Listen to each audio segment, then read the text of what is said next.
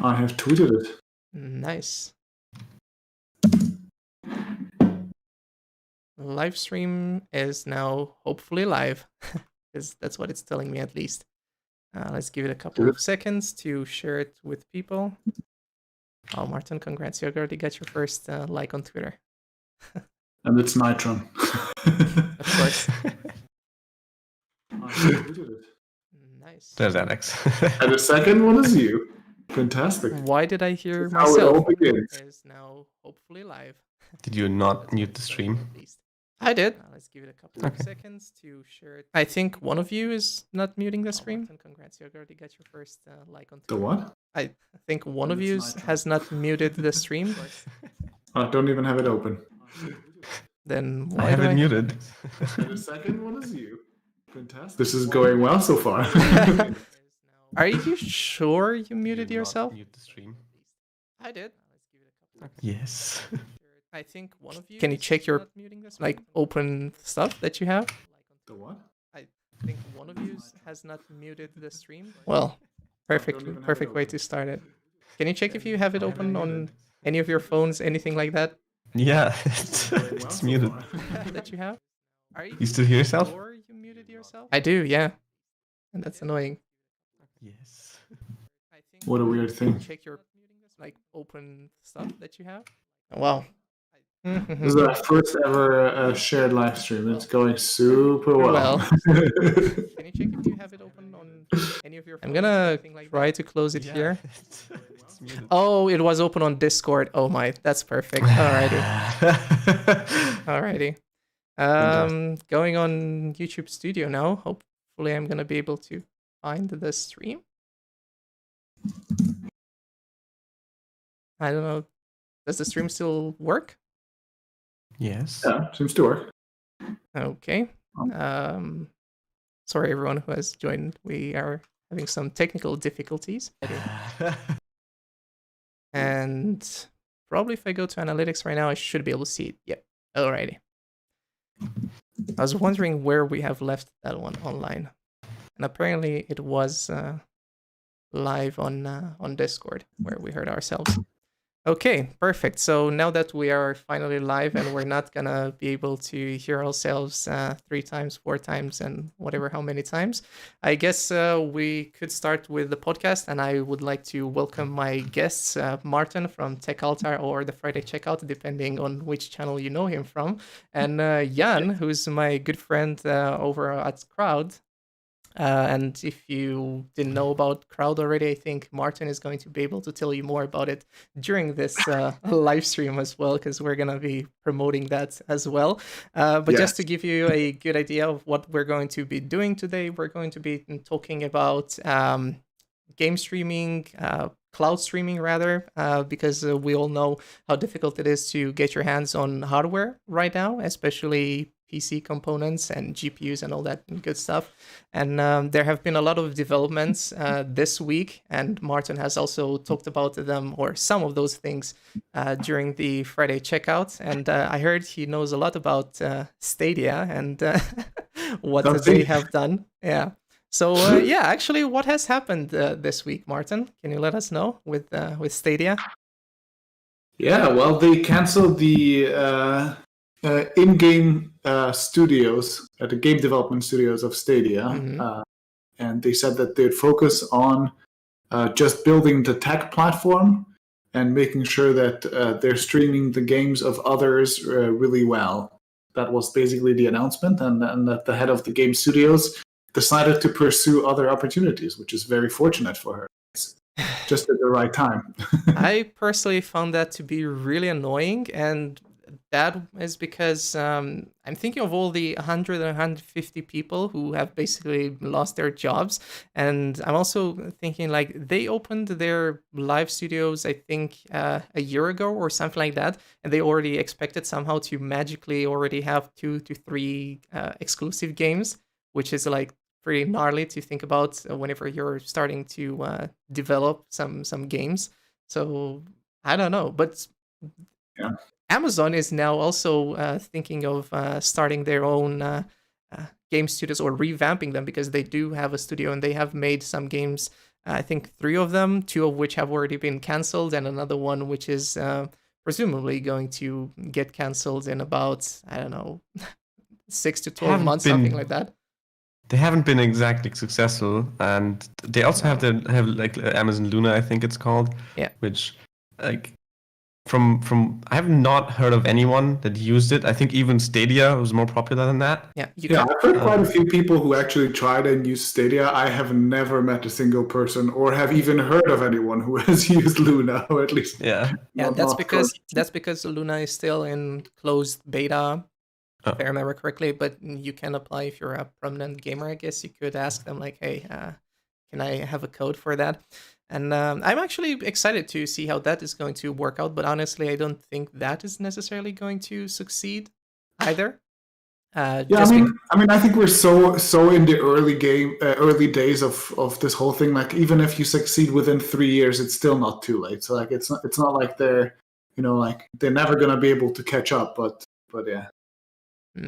No, they could definitely, but there are obviously other companies which are doing it far better, which are focused on gaming, and I'm obviously talking about Microsoft, who's doing a lot with the Xbox and the xCloud feature that they have, and I don't see how they are necessarily going to be able to catch up with all of this stuff. But now that Bezos is no longer the CEO of Amazon, but much rather the guy from AWS, I kind of think that he's going to be able to make some things to make that work, because AWS is pretty successful, I would say, and I'm pretty sure that xCloud is using the Azure infrastructure to make everything work. Also, like, for Amazon having all they already have a lot of the game servers. A lot of games decide to host their servers on Amazon technology. So it's not like it's a logical step for them, and it might not be unsuccessful. And they were saying that Luna was actually built on, like, they actually have Windows machines with like NVIDIA cards that are streaming the games. All right, so that's where all of our cards are going. That's where all of our cards are going. But also, like, if you're a game developer, you don't have to rewrite your game, for example, like you had for Stadia. Yeah, Stadia was Linux-based, I think. Some random Linux hardware and some Google Clouds. You just essentially build your game, as always, for Windows for NVIDIA cards, and then you drop it on an AWS server, and then voila, it's on Luna. Yeah, that is going to be really cool to see in the next 6 or 12 months or something like that. Pardon. And the new or the upcoming CEO of Amazon had a really funny quote, in my opinion, because he was like, yeah, it's kind of sweeter to be working on games instead of those really quick projects where you already get your money, because when you're working so much on difficult projects, and then at the end you get the better feeling, or it's yeah, exactly. So I was like, wow, that's a very CEO cliche stuff. So we got some people in the chat right now saying hi. And Mohit also told us that tech never works well all the time, and I can wholeheartedly agree to that. Agree. Yeah, and right now people are asking about crypto mining on laptops, but that's just because I uploaded a video. But I guess we could be talking about that as well now that we have covered a bit of game streaming. I think you, Martin, talked about that or touched upon it a little bit when you did your GameStonks video as well. On crypto mining on laptops? No, not on laptops, but in general, or on cryptocurrencies, but just like a tiny bit, because you were still talking about GME and all the Nokia and whatever stocks. Yeah, I don't think I actually talked about crypto in that video, but I have strong feelings and opinions for sure. So I can touch on it now. Sure. I mean, I think if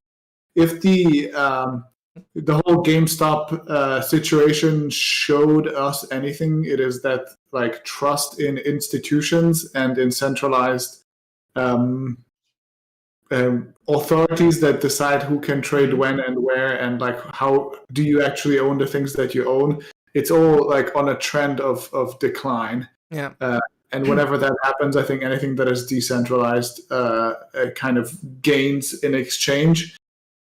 You can see this in the price of Bitcoin as well, I think, and a lot of cryptocurrencies. It's just when governments and when centralized authorities are not trusted very highly, then people move to alternatives. So I think with the rise in crypto demand, you'll also see a lot of they'll suck up all the hardware as well, for sure. Yeah, that's my biggest issue with that, right? Because I had some friends, they were mostly mining on ASIC miners and stuff like that. By the way, hi to everyone joining from crowd. I already saw some familiar faces, and that includes Samuel as well. So they're just, like you said, sucking up on all of the hardware, and I feel like that is not really what all of us need, especially if people really just want to get hardware to do some gaming and stuff like that. I don't know exactly if ASIC miners, because someone was telling me in the comments that ASIC miners would not necessarily be just as good as the current GPUs for Ethereum mining, because those would technically be better for Bitcoin instead of Ethereum. So I don't really have a lot of ideas on how that would work out, but do you have any ideas, Jan? I just know that the ASIC miners were very, like, a lot of people that mined on the last GPU mining wave, like Vega and the beginning of the end of the 10 series. They were really not happy about having to mine on ASICs because the GPUs weren't performing anymore. But the sudden change back to GPUs, I've seen it as universal. I haven't seen it like split up between the currencies as much, but I'm not into the currencies really. Obviously, I as a gamer wouldn't mind if they had to go back to ASICs, but the fact is, the design of the car of our GPU or general GPUs is very, very good for mining because they just have that raw power. And yes, you could design something specific for mining again, but you couldn't do it for the same money and with the same. You'd have to build up the entire company around it. Yeah. And unless Nvidia does that or AMD builds a card specific for mining, we won't get that. And then the fabs will have to produce those cards. So it doesn't really change the supply problem, just changes we can't get GPUs because they make something else now. I mean, the thing that the industry is constrained by is manufacturing, right? And it doesn't matter if you switch to a different kind of chip that you're trying to manufacture, it's still going to be constrained. The cars are just as out of chips as the GPU maker, so just everything is out of chips. Yeah, so basically the point you're trying to make is that the same silicon would be used just for something else instead. Yeah, that's a fair point. But you also mentioned, Jan, if they were to make GPUs specifically for mining, there will be some from MSI. They already submitted some with the EEC, with the Eurasian Economic whatever committee. So that is going to be happening as well. But I was reading this article today. Let me see if that is going to show up here. Yep. Alrighty. So if you were to go in the doc, you're gonna probably find it there. Otherwise, I'm just gonna tell you that the title is "Police Seize $60 million of Bitcoin." Now, where is the password? And this is from Reuters.com. And I found it pretty hilarious that they managed to get to this guy who apparently has pretty much gotten all of the Bitcoin from stolen wallets, or he stole them from different wallets, and they managed to catch him, get his laptop or like whatever he had his stuff stored on. And again, that's a lot of money to have, but he has not given in. Like, they haven't managed to get him to talk about getting all of this stuff and the password. So do you think that this is like one of the biggest advantages of cryptocurrency in general?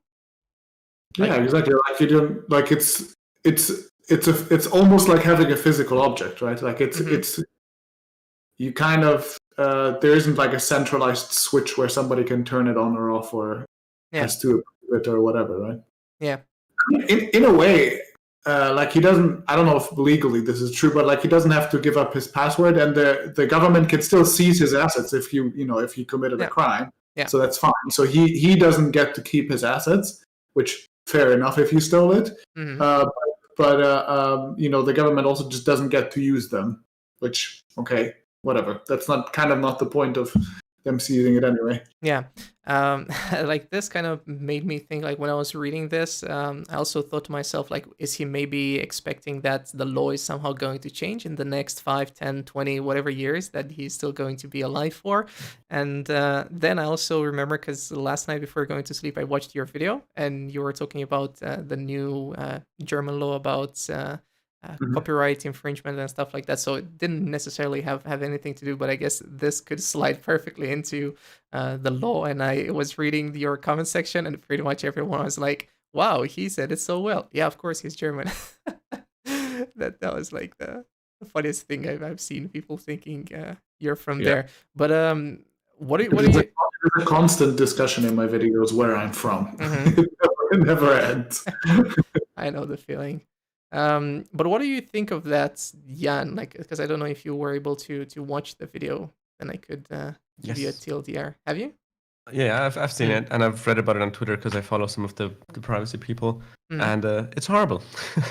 I don't think anyone is like, yeah, we really needed this. It's not the way we needed. Like, needed a reform of the copyright law, but it's not what we asking. What anyone was asking for. Maybe the big media companies, but not the people.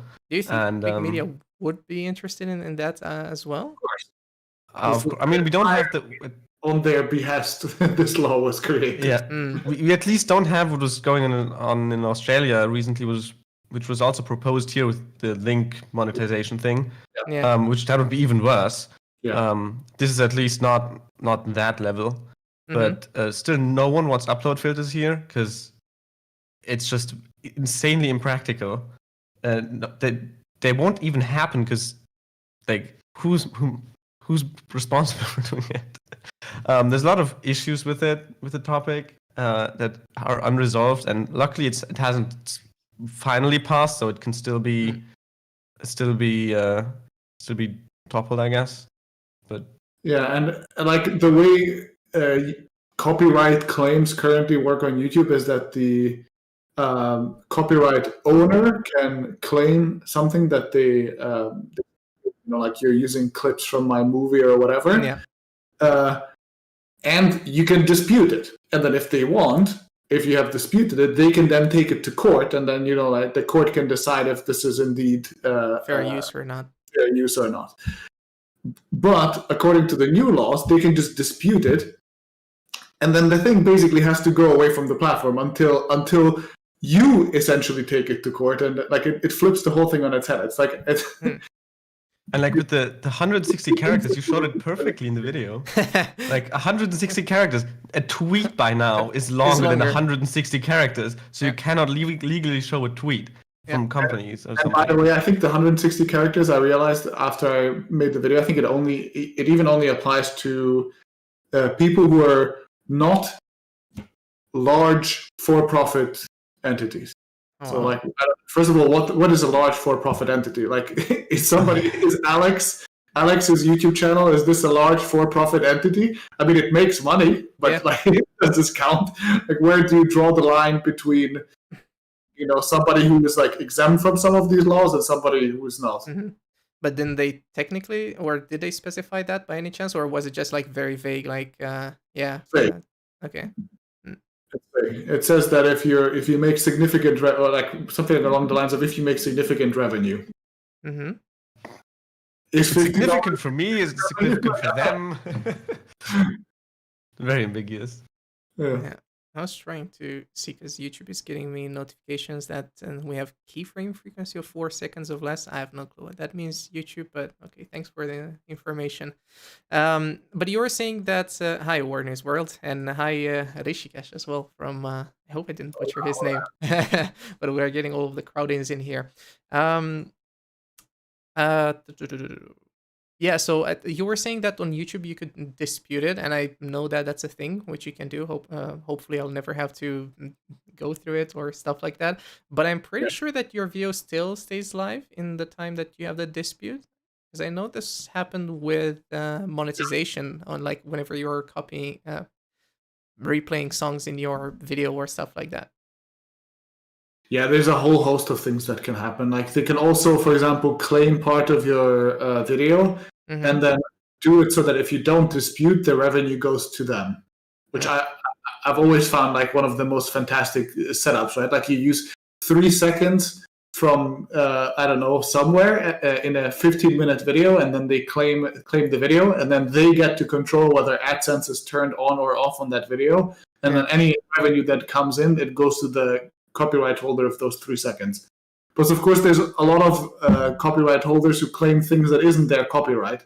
Like I had once, I use commercials in my video when I talk about a phone or whatever, and like I used this re-uploaded commercial of a Huawei phone because the official commercial for that specific phone wasn't online, and then the dude who re-uploaded it claimed my video because apparently that clip was his copyright.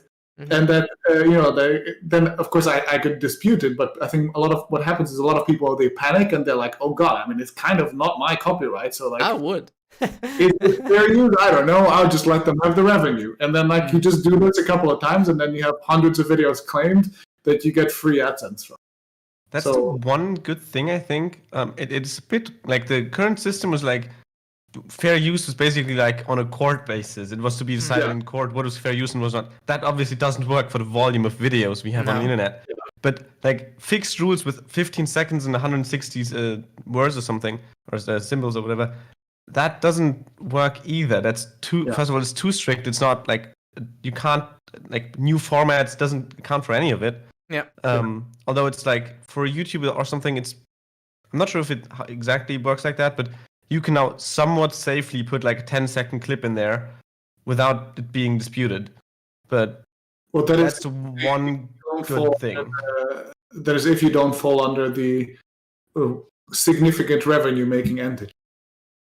Which is, what does that mean? So like, it's extremely specific, but also extremely vague at the same time. Yeah. I personally wouldn't like this to come to fruition, so to speak. I think the good thing about this is just like with GDPR, you kind of just YOLO it in the beginning. None of us are like the primary people like the governments want to like catch with this. So like just like Google paid the majority of the GDPR fines, some random media organization will be paying these fines, and then like there'll be a year of gray zone. Sometimes we kind of dispute, sometimes we don't, and then I think we just like learn from the mistakes of others. So I think it won't really affect us probably, but hopefully not, because that would be horrible, especially whenever you're a small-time pocket change YouTuber and trying to make these videos and whatnot, like to get copyright claims on that would be horrible. No, but like what you were saying with the gray zone, like I think this is a perfect example of how the German law works. Like everything seems to, or like law in general, but especially in German, because I remember how it was with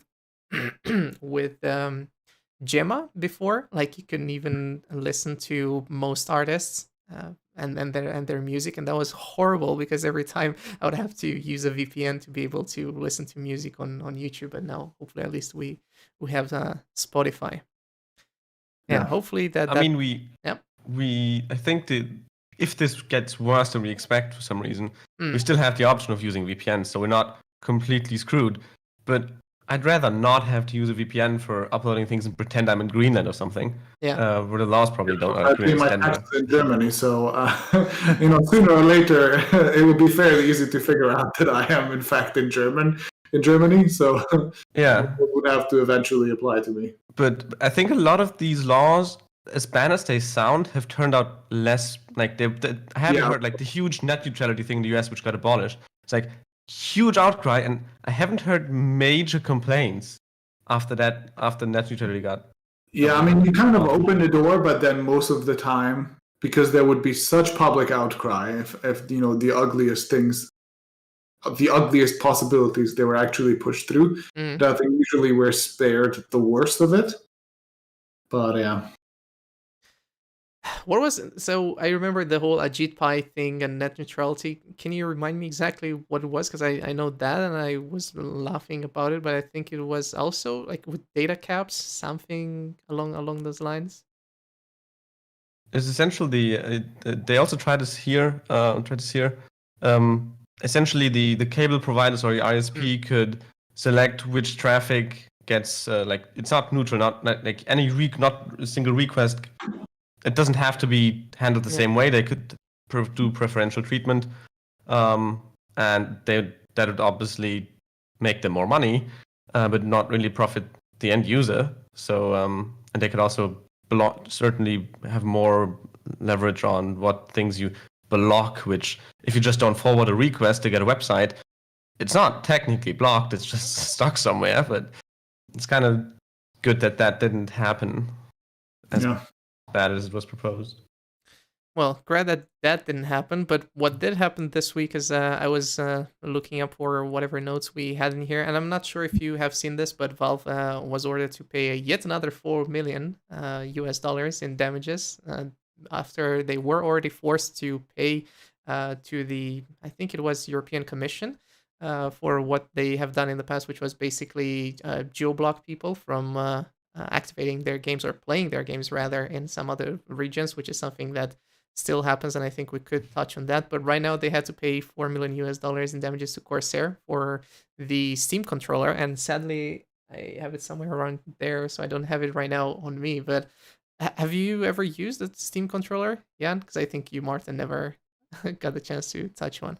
I wanted to grab one because they were like that cheap, and Steam Link. They were shilling them out on Steam for like $3, like $10 in shipping. I was like, just gonna sit in some shelf because it's not really usable. Or Steam Link would have been usable, but I'd never got one because they were also sold out. Fill me in. What is a Steam Link and what is a Steam? So it's a Steam Chromecast essentially. Basically. So what best way to put it. Yeah. What like their controller was also sold for like $5, something like that.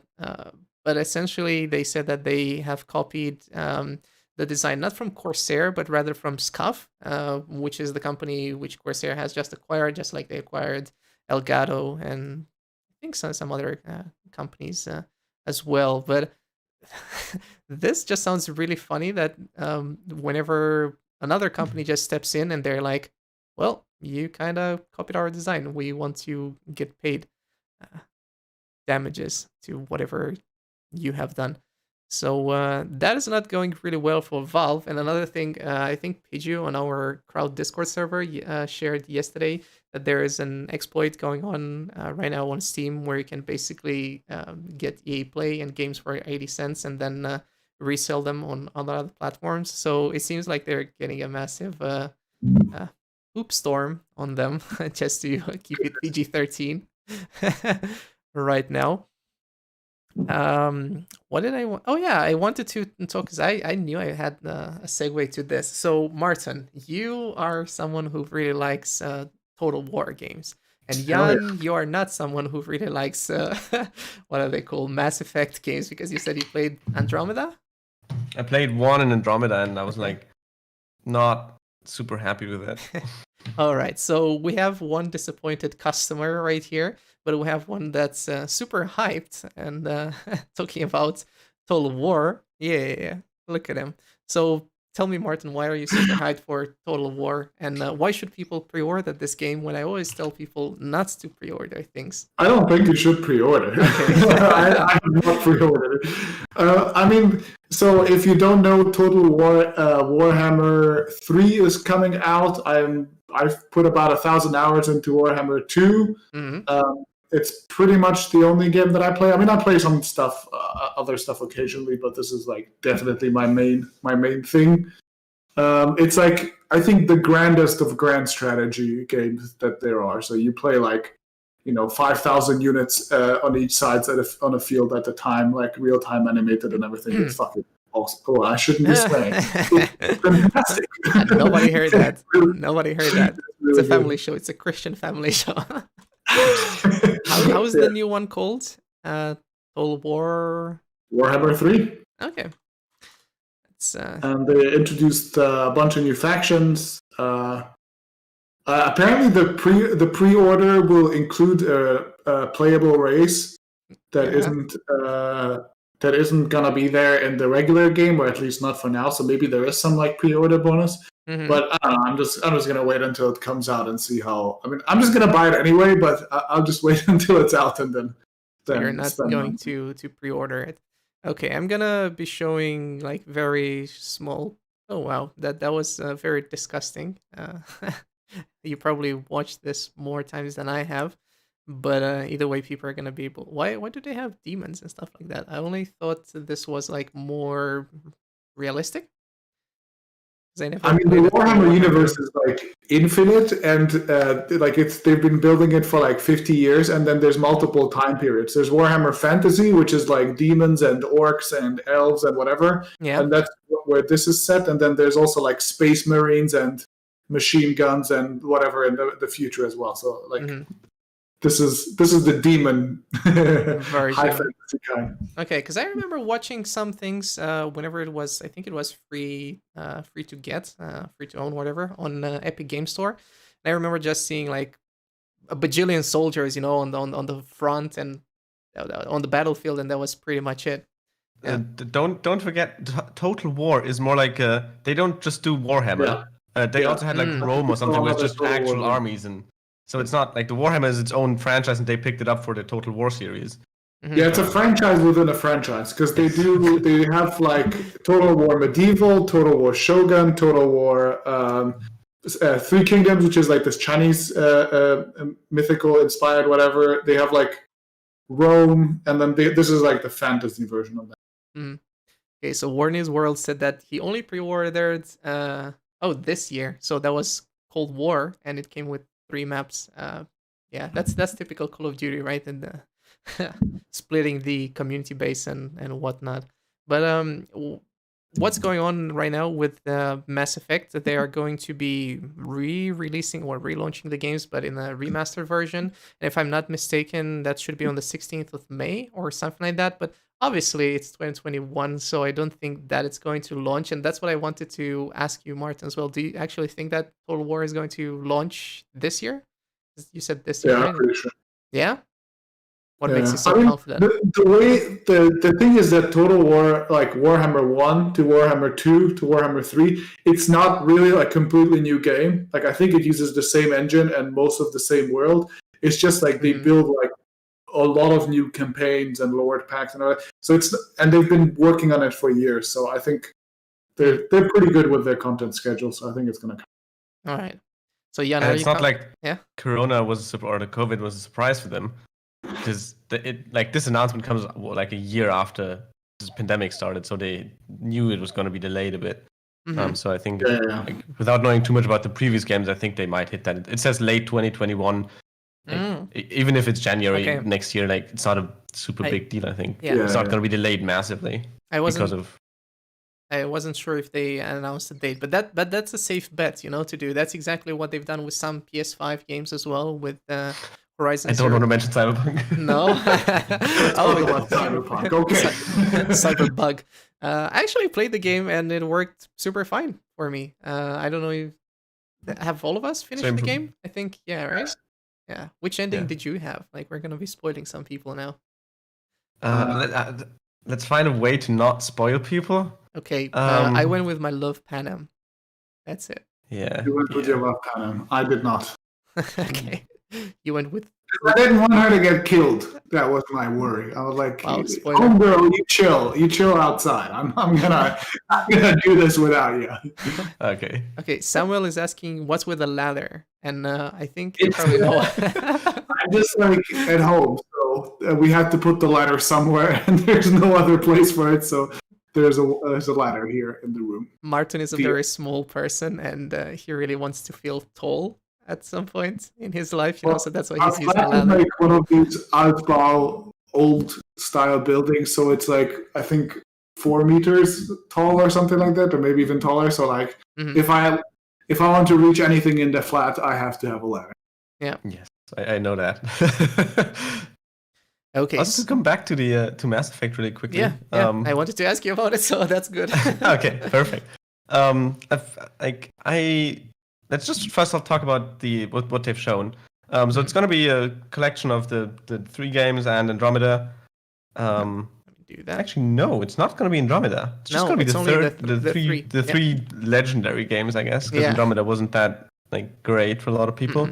And they said, okay, remastered and optimized for 4K. But my issue with a lot of these remasters is they don't like There's some exceptions, but most of them are really just retextures and some bug fixes, camera changes, something like that.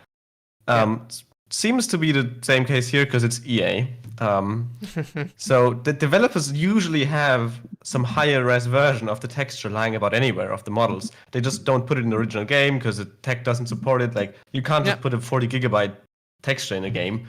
Like you have to compress it down. And especially for like we're talking 2007 or 8 for Mass Effect 1. That is PlayStation 2. So I think released on PS2. I'm not exactly certain. I think so too. And it's really not that insane to redo the textures on something. My issue with the game was not really the textures. It feels old when you play Mass Effect now unmodded. But the gameplay and stuff is not aged well in that game. Not at all, in my opinion. Andromeda fixed some of that, but in general, that was just a buggy and like not super enjoyable game story-wise, which story in the Mass Effect games is well liked. A lot of people like it. A lot of people love the setting. Should I play any of them? I would say no, but a lot of people love them. I really don't. They're really a bit ancient from how they feel as a shooter. If you're a fan of third-person shooters with like crew, then like you have like your teammate that you can also coordinate, then maybe the story and the characters are pretty cool. Yeah. I think you should play it because try it. It's not like you can always try it. If you decide you don't like it, and just stop playing. Yeah. It might just feel very clunky at the moment because I was trying to play The Witcher 1 again, I think last year or something like that. Not the best experience, let's put it mildly, because it's really I clunky. remember The Witcher 1 is like a game with like good graphics and like everything, and then I played it. I opened it as well at some point. I was like, okay, time has passed. Yeah. Even with Witcher 3, no, like with for me. 2. I haven't played 2 recently, or in general, but I opened 3 and I was like, I remembered this looking so much better, and it's not an old game. I played it in 2017, so 2 years after release. But it still, to me now, the game was a lot about the graphics. Like the gameplay stuff was good, but the graphics at the time were really good. And just now they haven't aged well as well. The gameplay is fine. It was decent at the time. It's still decent now. But the graphics, like for being a really good title for that, now it's average. Yeah. It's still not ugly, but you just notice it. I think the good thing with Witcher 3 is that you have some superb mods, and I've actually played it again, I think, before the year ended, so at the end of 2020, great year. I replayed it with mods, and that was like perfect because it made the game look so much better. And I hope they're going to be doing that with Cyberpunk at some point as well. And in other news, they had some problems with mods this week, but now they have fortunately finally fixed it, because if you were to download some sketchy mods from somewhere, you would pretty much give access or full access to your PC to someone on the interwebs. And that is good stuff, right? And I think we could go back to our main topic, like game streaming. Yep. Before that, I would like to inject: never trust anybody's code from the internet. just generally, if you can avoid running a program, avoid running a program. Yeah. So GeForce Now, because now more people are joining in, and I guess they could be joining for the title. Just to go on this, they now have a ton of users, and I finally got my code for GeForce Now after so long. I bought my RTX 3070, and I was supposed to get a code, but now I finally got it. Did you ever use GeForce Now? Not at all. You said they have a ton of users. How many users do they have? They just passed a million. 130 million.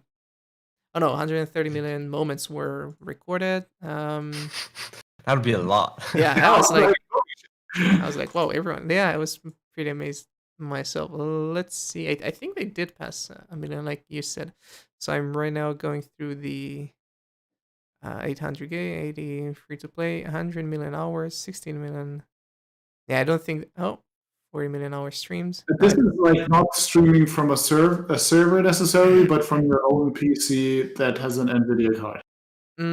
Yes, I'm pretty sure you need to have an NVIDIA card, as far as I remember.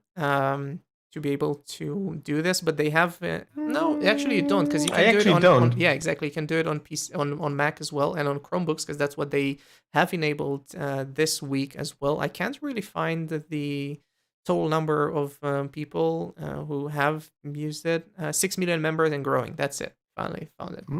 Alrighty, so there you go. That's the exact number. But I personally think that the feature is, or the app is really cool. They were in some they were in hot waters, so to speak, last year, when a lot of developers have taken out their games from the platform. But it's really weird because, like, do both of you know how GeForce Now works? Sort of. So basically, you don't need to buy games like you do on Stadia.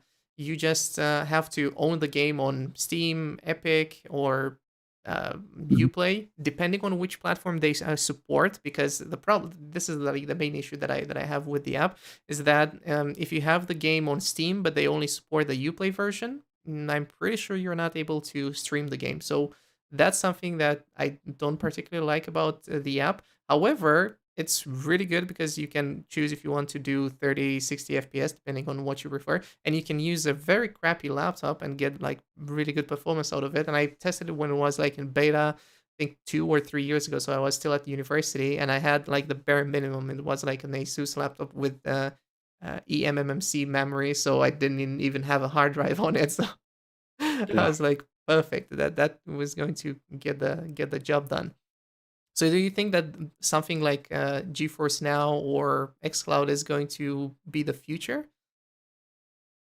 Me personally, yeah, for sure. I think it will take a long time to get there, but I mean, it is so obvious, like the way that we don't own movies these days. Like, if the tech becomes good enough, like I used to think that having MP3 files was an important part of my life. Yeah. And I used to think that having, a DVD player was something you just did, and like carrying around your hard disk with downloaded movies or whatever. But I mean, I think if you just like press a button and then you reliably have great gaming for like $10 a month, all the games you could want, I don't know, fucking let's do it. No way that if it works, that wouldn't eventually catch.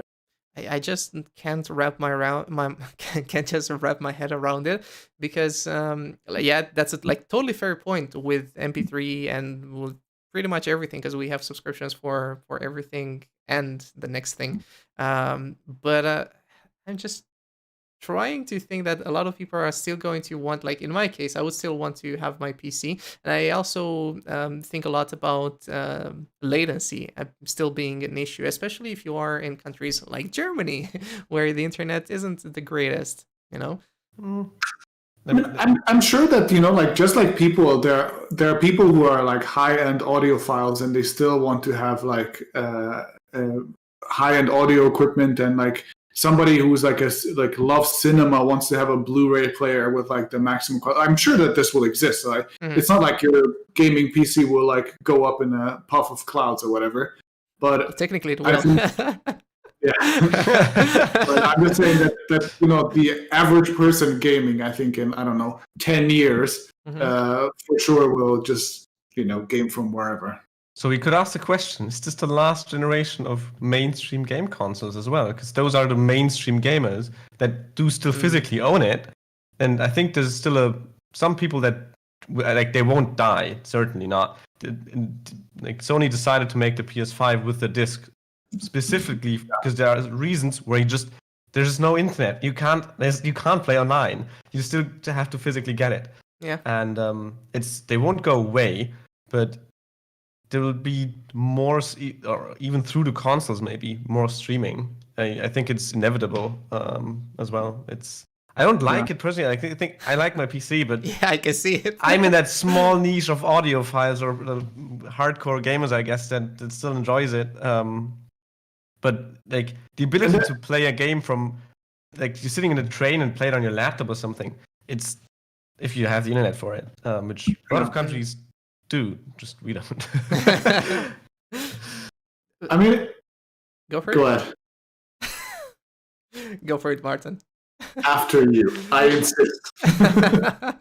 This is horrible. No, because I was lynching on what Jan has said pretty much with this being the last generation of consoles. I don't think so, technically, right now. Maybe because the infrastructure is still not there. Like, yeah. But this kind of made me think of like, hey, here's a use case for 5G finally, and it's not like they haven't talked about it 1,000 times during the presentations. But there you go, Martin. There's your introduction to 5G and gaming, because I know you love it so much. Yeah, as I've said, my problem with 5G is that not one of the companies was able to articulate a reason for why the average person should care about it yet. And I think this, like, 5G is the kind of tech that you need, like widespread 5G for something like game streaming to take on. But then you would also need like unlimited data caps, because if you're going to stream a 1080p 60 FPS thing both ways with low latency, then, so that will be the tech that enables this, but like in 8 years. Yeah, it's not this or next year, definitely not. No. You're going to keep the esports will stay on out of cloud for a long, long while. The dedicated esports just usually is in person still when it's not a pandemic. But like they have to care about milliseconds, which you just lose when you go through an extra step. So they won't go away for sure. Yeah. And I actually wonder, like, the whole point of the Stadia game studios was that they would build games that are not just like a regular game that is built for a PC that happens to be running in the cloud, but that they'd also build games that are like cloud native. So they would enable things that wouldn't be possible with like two people having to have a copy of the same files on each of their devices and connecting. But so it's a question of whether there is a game like that makes sense, that is like so unique and so new and so different and so fun that you could only play from the cloud. We won't see it from Google now. Yeah, exactly. All guys. Forgot what you said, which I found to be quite interesting. Goldfish memory. Sadly, I found something you said really, really interesting about. Creating. I think it was creating a game which would be perfect for cloud streaming. No, I definitely can't. Goldfish memory. Yeah, no, I'm not. I have no clue what I was going to. Goldfish. being bullied on a live stream. Horrible. Yes, on your own live stream. On my own live stream. Good thing there is not a bajillion. Another point is like some of the game streaming platforms can integrate it really well. That's where I see Amazon. Like they still own Twitch and it's still a big platform, and like we haven't seen any advances in it getting less of a platform, which I wouldn't mind, but a lot of people still really, really enjoy Twitch. I'd like to have someone that can at least stand up to them. There's nothing that beats, like, YouTube gaming isn't there yet. And if Google can't do it, but Google Stadia didn't have the ecosystem around it. Amazon with Twitch definitely have a huge ecosystem around it, because they already have a streaming service that live streams the games. Yeah. Whereas you can get to live streaming the game, like the actual game, pretty like into having interactivity with the viewers really quickly. So there are two things that I want to point out. So I remember what I want to say. There is a game which was made specifically for streaming, or for the audience that would be into streaming, and that's I believe Hyperscape from Ubisoft. And that game didn't really go well, and it didn't take off with the community. So basically, it would be yet another shooter battle royale thingy, rajamajig, where people could pretty much vote on stream what they should be doing, which is a weird concept because it feels like you're combining TikTok with Instagram challenges, with gaming, with cloud streaming, with live streaming, and like, it really doesn't make any sense to me. I think it makes a ton of sense. Yes, I think it makes a ton of sense. I mean, I think it might be that their implementation was poor, but I think this is exactly like you have a new medium, and then the first 80 tries at creating a good game for this medium are crap. And then, at 81, suddenly you build a Fortnite and you have, $100 billion in revenue a year. I don't know. I think this is exactly what of thing that will come eventually. Like we saw small bits of that even without the streaming tag. I think Borderlands 3 had a decent implementation. Yeah. In the Twitch UI, you could change, like there was like random boss events, and you could change like you could heal the boss, and like you would fight the streamer via Twitch UI, which is not exactly playing the game, but it was good interactivity and it was a good bit of fun. The implementation was but it is also one of the first that used that system. Yeah. And you could get in-game loot even, like if the streamer found something, you could get a part of that into your game if you connected your account, which I think is great because that gives you more incentives to actually watch the stream, and it's more like you don't just lurk. Yeah, and you're not just like passively sitting there looking at somebody. Or like trying to yell into the comments like, hey, notice me. Like you could actually like shape the game itself. That's a fun idea. So Nick in the chat said solar power is set to bring around the community net processing, and then imagine everyone was happy to commit their console or PC power to when they aren't using them towards solving problems supercomputers used to, mining crypto and getting paid for it. I'm pretty sure that people have done this, especially with crypto, and also with folding at home. So basically giving your power, and that's pretty much how the servers of GeForce NOW, Stadia, Luna in the future are going to work like. So they have a ton of NVIDIA or AMD cards or whatever they have right there, and you're using that. So it would be cool to have a botnet or a net of computers. Does GeForce just run like random?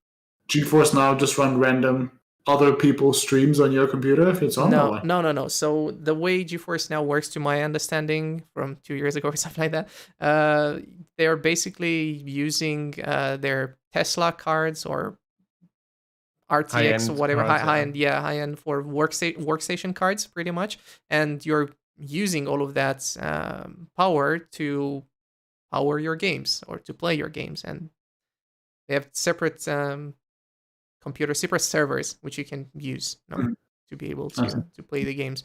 And before we're gonna, because I think we're close to hitting that hour mark, I would like to also read the comment from Pranav, who says that Amazon is working on their own game streaming service as well, Luna, and combined with Twitch might work out well for Amazon.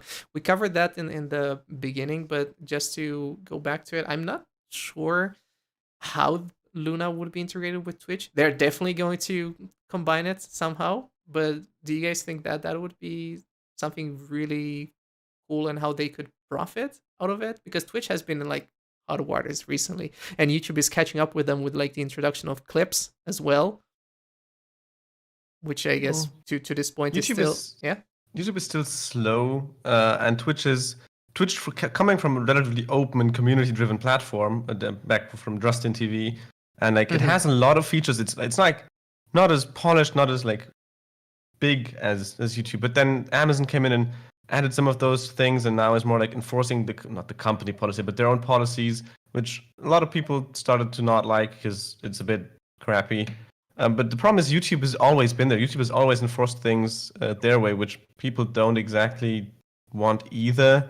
Not sure if YouTube gaming or YouTube streaming is the solution to have someone up against Twitch. It's certainly good to have have them get clips and stuff. It's necessary, but the streaming the game streaming from Luna is definitely like Google won't, I would assume that they actually kill Stadia at this point. Like maybe just run it for 2 or 3 years and then do the background thing that Martin mentioned.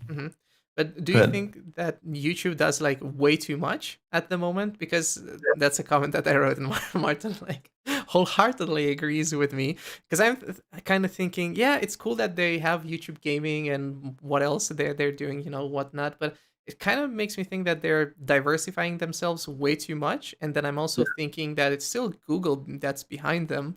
And we know Google really loves to kill products, basically. So I don't know what they would do with the whole YouTube game live streaming thing, unless they're gonna see that they get a lot of money out of it, which I guess they could. Yeah, I think they're doing way too much. I mean, like they're literally at the same time trying to turn YouTube into what YouTube is, which is like a medium form user-generated content platform. Mm-hmm. What TikTok is, which is with the shorts, which is vertical video, mobile first, short attention span, whatever. Goldfish memory. Which is what Snapchat is. Yeah.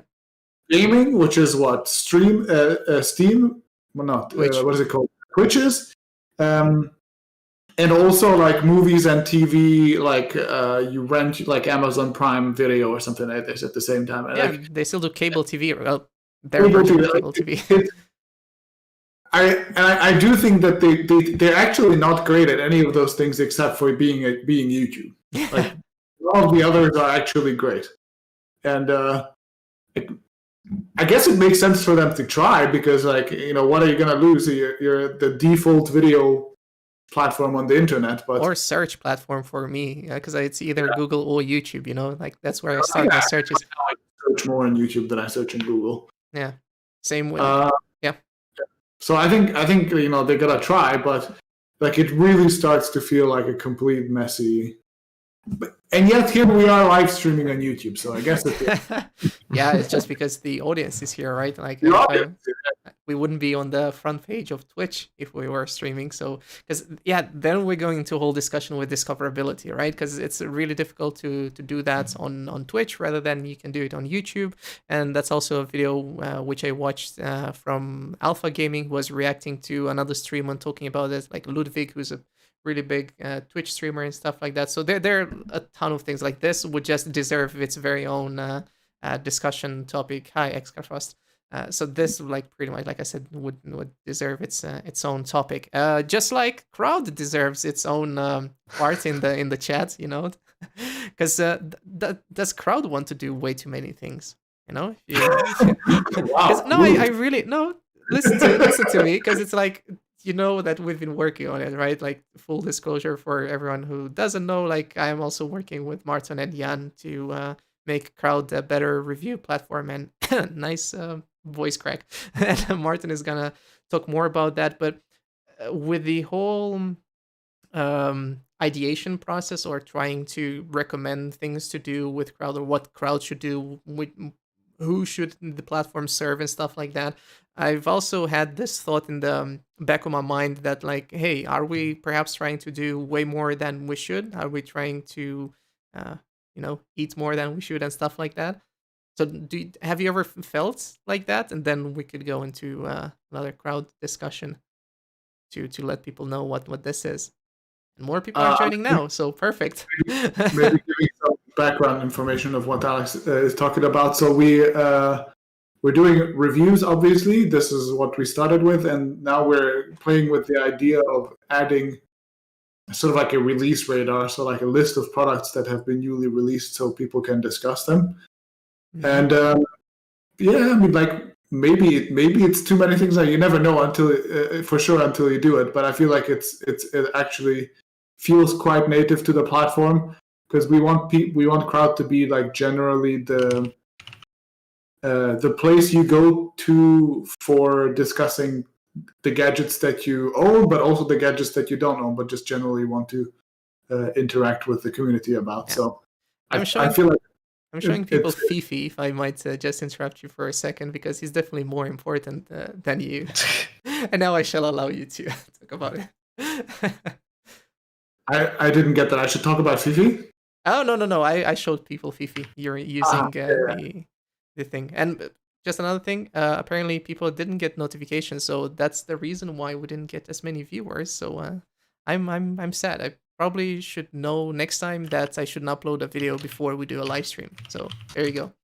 There's some insider information right now. Yeah. So back to Crowd. Indeed. No, you go first, because mine's not super related to Crowd. Yeah, I think I've said all that I wanted to say. I'm quite excited about this feature because like there isn't really one place that has. You have like these general purpose social media platforms where like you can go and talk about just anything, but I feel like there isn't a platform where you can talk about specifically about products and that has like a good product database behind it, that it's structured and up to date and stuff, which we're not completely yet, but soon we will be. Yeah. So I think that's kind of the idea. I think just in general, like when you're building a platform, you can do like what I really like the community-driven approach, which for certain things makes more sense, which is like Discord is really great at that. And I could see it like Discord being turned into a live streaming platform because a lot of the streamers have their own Discord anyway. Discord has some of the tech for it, and the community thing really works well. What they completely lack is the presentation, essentially, because the discoverability on Discord is none, which YouTube is excelling at because they have really good algorithms, and that's what YouTube does. And YouTube is somehow trying to cram in the community part as well, and some of it really doesn't work. Like I have no issue with YouTube Music, which is just Google Music rebranded. It's fine. Like they can do that, and some people might use it because it's not a bad feature. It just needs like the reason. Wir können alle Deutsch. Yeah, all three of us actually speak German. You can just to a certain degree, you know. I guess it makes sense to keep it in English for now. Yeah, exactly. Some do better than others. And everyone is saying that they either came from the tweet or they weren't able to get the notification. And that's duly noted. Next time I'll not upload a video before doing a live stream because that's annoying. Or we can do the scheduled live stream where we know that now I know we're going to start at 1500. We can say okay 1500 and people can flock in half an hour before and then we start like the premieres. Yeah, pretty much. That's gonna be cool. You were saying Martin with the reviews, and I can't stop but wonder what's the next product category that you have in mind for a crowd. Oh yeah, look, was ist zurzeit? I'm not gonna read it in German, but what's right now the highest objective of crowd?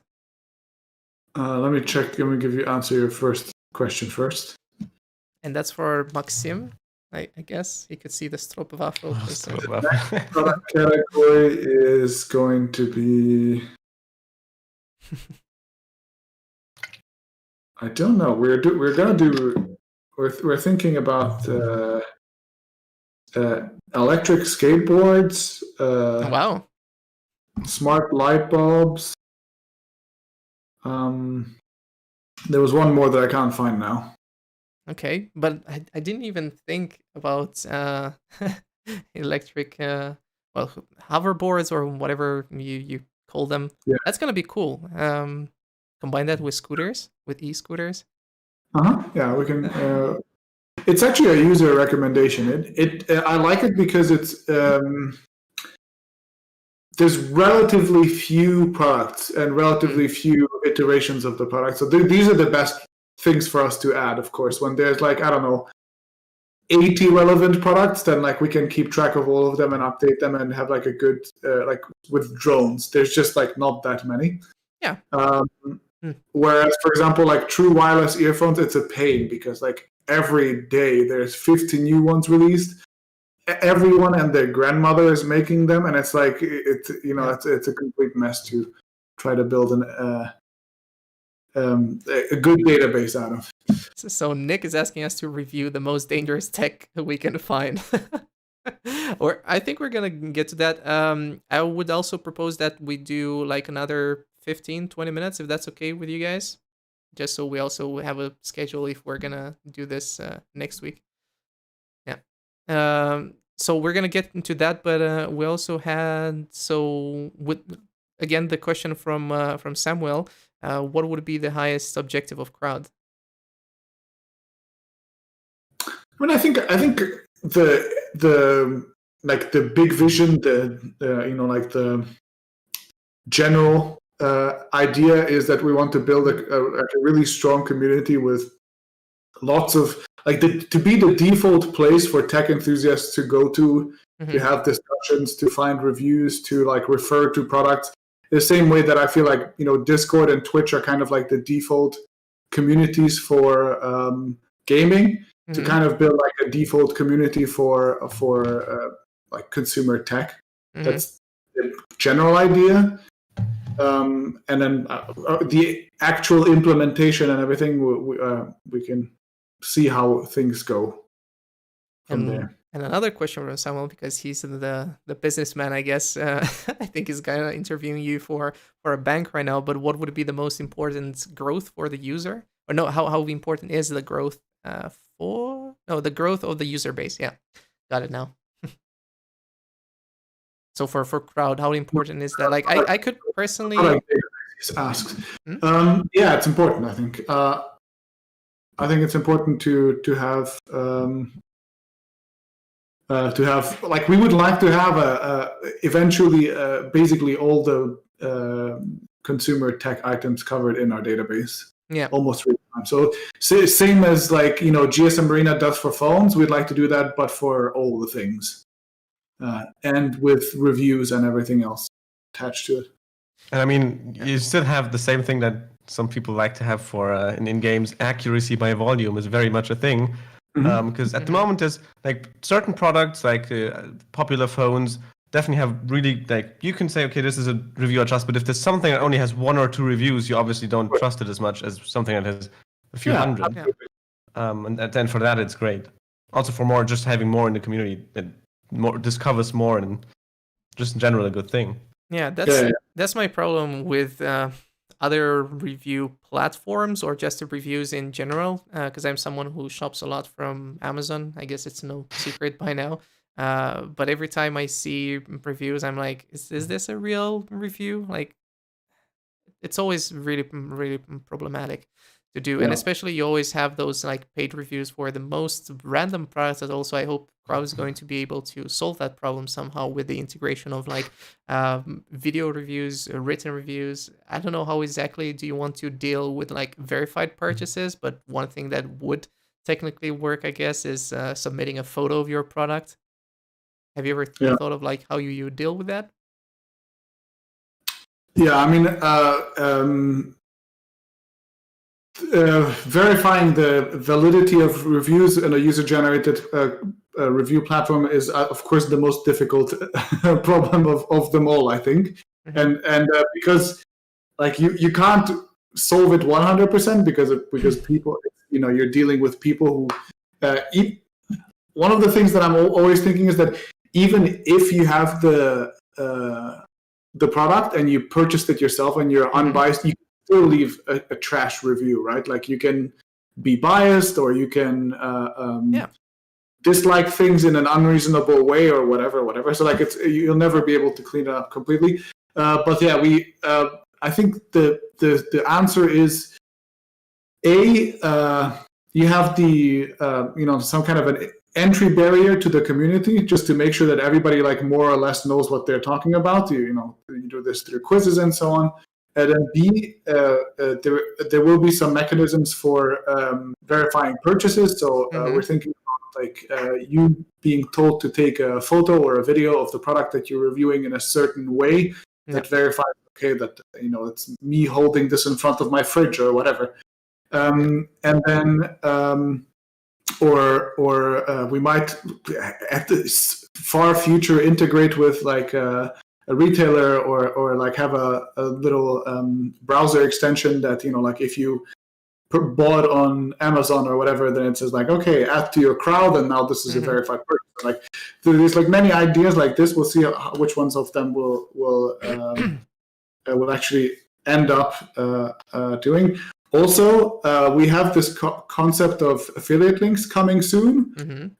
So, like there's, you find a product, you click to buy, it takes you to the retailer, and then the retailer knows that you came from Crowd, so it can eventually, if we're a big platform, they can send back the information that, okay, John actually did buy this, whatever mouse, and then you can verify that in the Crowd app. So you can be a feedback loop from there. So like there's all these verification stuff, but then I think in the end, the thing that always works the best is social context. It just like on YouTube, like the person can have the phone that they're reviewing, but they can still be biased or like secretly be paid by somebody. Like there's a million ways that you can trick. So I think what you have to do is build a social platform where people have public profiles, they have a history of doing things. You can follow people that you trust, I can put together, like if you trust my opinion, I can put together a list of products that I recommend or whatever. And I think in the end, that is the holy grail. Everything else, all the verification process and everything, all the processes can always be tricked and circumvented. In the end, like a human to human understanding who you are and why you're saying what you might be saying and being able to put that into context, I think that is kind of the ultimate way to make sure that there is a useful content on the platform. Yeah, I'm seeing that, and I was also thinking of kit.co or like whatever the platform is called, wherever you can put your products. And that's true. I think that's going to be a major thing whenever we're going to be able to add verified profiles for that. Maybe that's another thing to consider, give them a check mark to have for all the people, so that new users are going to be aware, okay, this review has more validity, and not only because it's a wall of text that has like 2,000 words inside of it, but it's also because it's a person who has the expertise necessary to be talking about all of those things.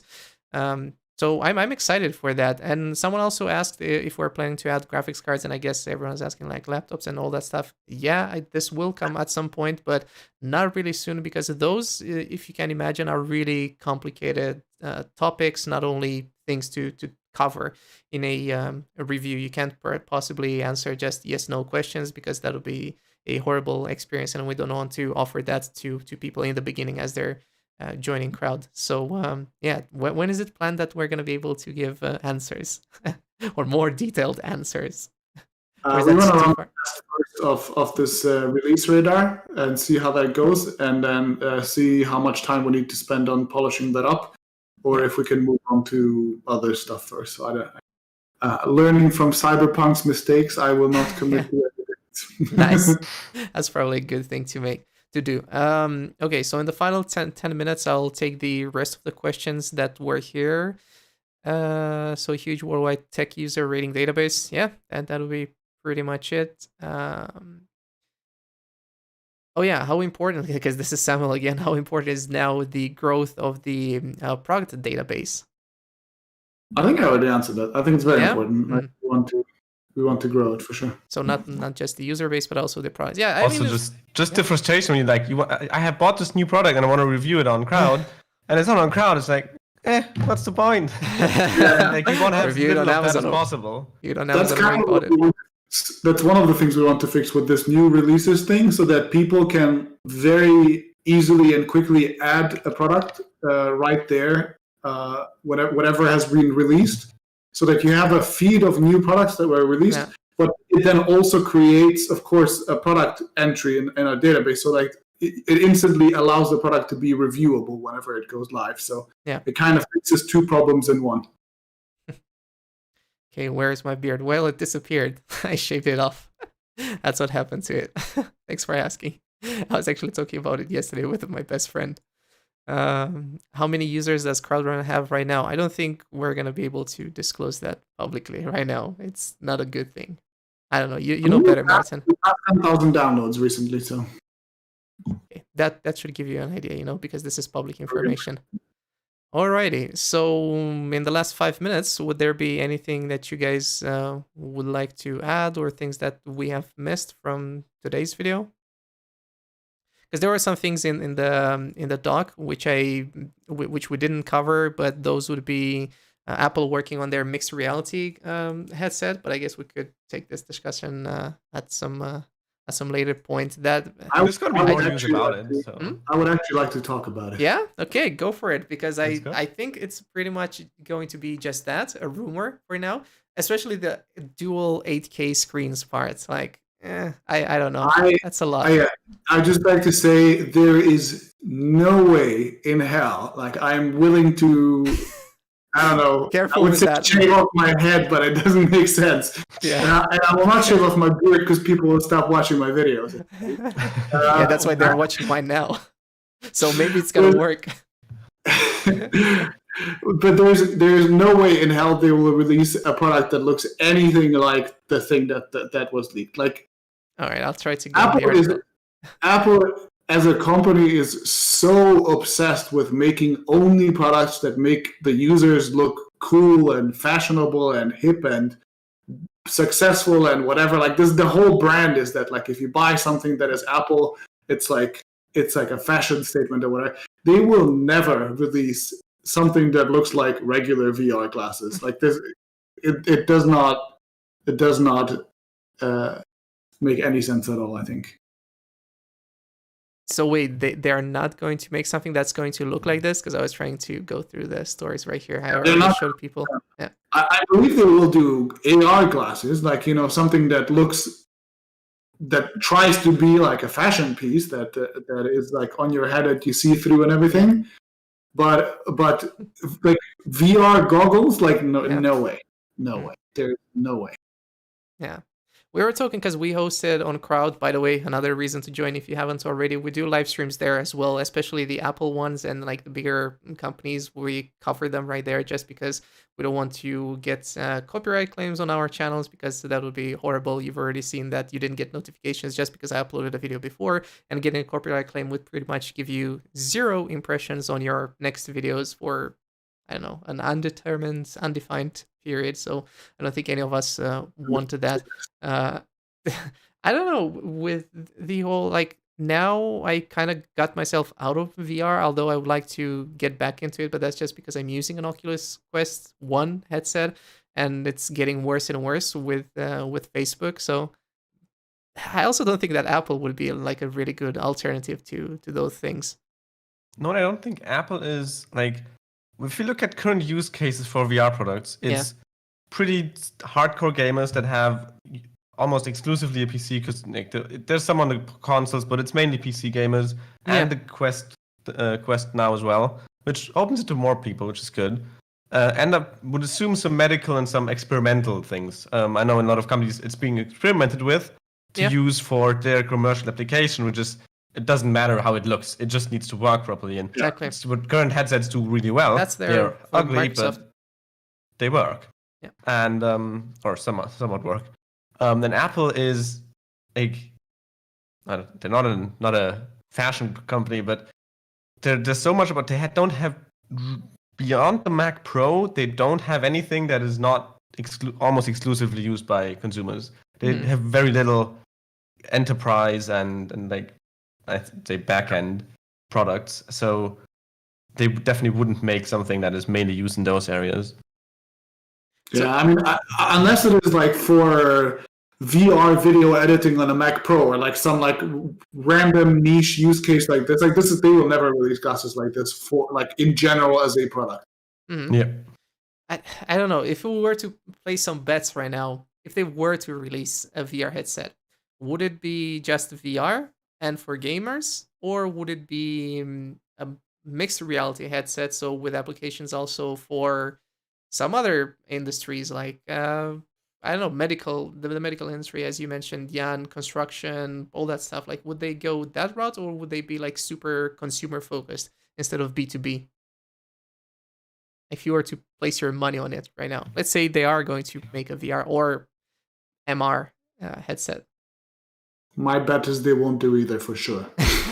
But if I'm currently not seeing it in the next 2 years either. Like, Yeah. I would actually say the Apple car is closer if the whole deal with whatever that was doesn't blow up. But that is a product that a lot of people like. If you look at Tesla at the moment, yes, it's a car, it's utilitarian, but it's also a lot of it. Like, it's a statement for a lot of people.